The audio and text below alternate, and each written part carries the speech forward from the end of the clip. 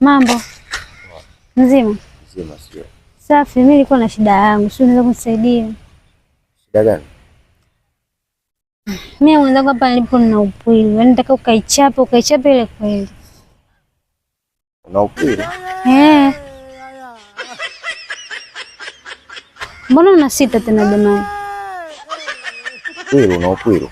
Ndio, na upwili. Kwani wewe maana ya upwili?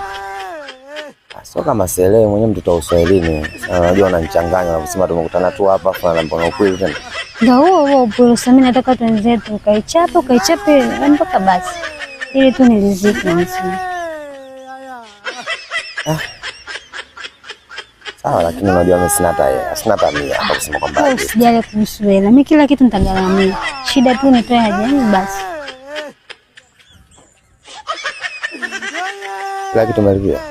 Usijali, wewe nikubalie tu tuenzetu. Mbona kama naijua hiyo? Hivi pia. Yaani umesema paka yaani una hela paka ya guest. Kila kitu nimeshalipia. Dada naijua hiyo. Naijua hiyo dada.